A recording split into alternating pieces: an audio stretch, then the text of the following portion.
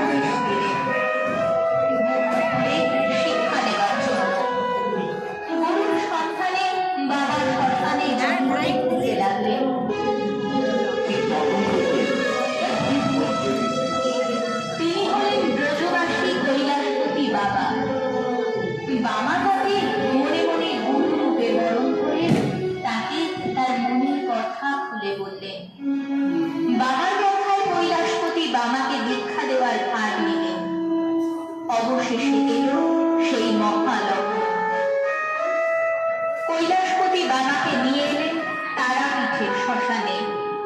তাকে সিংহাসনে বসিয়ে দিলেন পঞ্চমুণ্ডের আসন আর বললেন, এই পঞ্চমুণ্ডির আসন ছেড়ে উঠবি না। নিজের আত্মকে ধ্যান করে এক মনে বেদ মন্ত্র জপ করে যা। তোর কোনো ভয় নেই, আমি আছি। তারাপীঠের মহাশ্মশান, স্তব্ধ রাত্রি। সিংহাসনে বসে বাবা এক মনে বীজ মন্ত্র জপ করে চলেছে।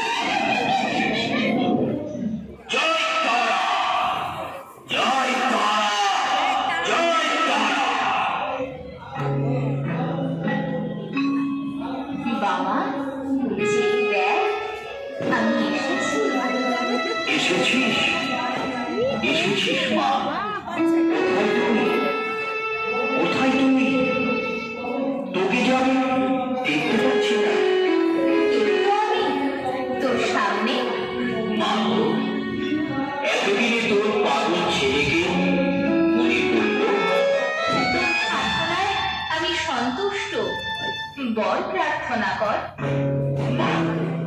মা, আর আমার কিছু চাইবার নেই মা, আর আমার কিছু চাইবার নেই, শুধু তুমি আমাকে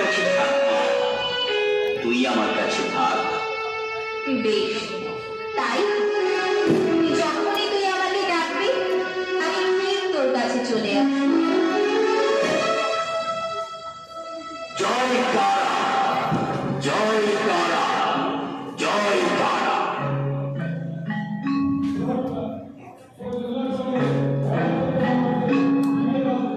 সিদ্ধি লাভের পর বাবা কেমন যেন আত্মভোলা হয়ে গেলেন। এক একদিন তার ঠেকামি যেন বেড়ে যায়। আপন মনে বকে আর তার উদ্দেশ্যে যেন গালিগালাজ করে। একদিন বাবার মনে হলো মা যেন না খেয়ে আছে, মায়ের যেন পূজা হয়নি। ঠিক তখনই বাবা ছুটল মন্দিরে। মন্দিরে গিয়ে মায়ের পূজা করতে লাগলো।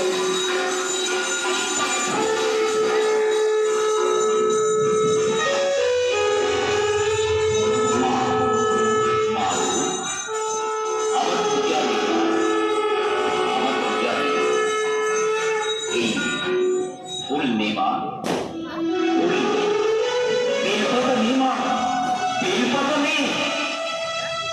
ও, তোর খুব খিদে পেয়েছে না রে? দাদা, দাদা, আমি তোকে খেতে দিচ্ছি।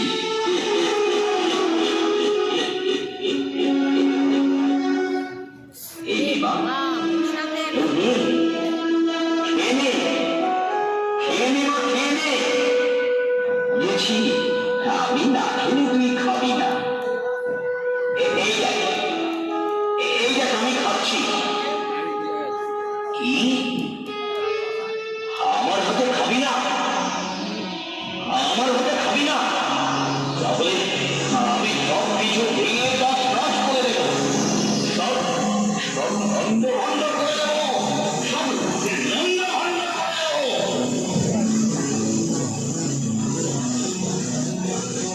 বাবা, রাগ করছিস কেন বাবা?